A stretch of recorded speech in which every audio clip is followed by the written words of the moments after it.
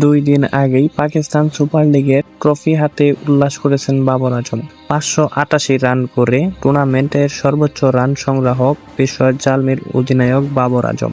বাংলাদেশের বিপক্ষে টেস্ট সিরিজেও পাকিস্তানের ব্যাটিংয়ে মূল ভরসা ছিলেন তিনি। তবে সেই বাবর সিরিজের প্রথম টেস্ট থেকে হাঁটুর চোটের কারণে ছিটকে গেছেন।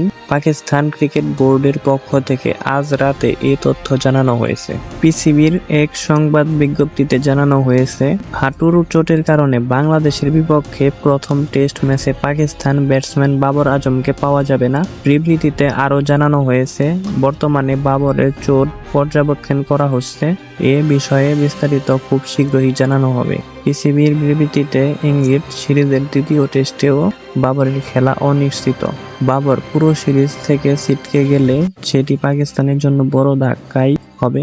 টেস্টের সর্বশেষ ইনিংসে 50 আছে তার, যদিও সেঞ্চুরি নেই 30 ইনিংস ধরে। সাদা বলের ক্রিকেটে সময়টা অবশ্য দারুণ কাটছে বাবরের। ওয়ানডেতে এক ম্যাচ আগেই সেঞ্চুরি আছে।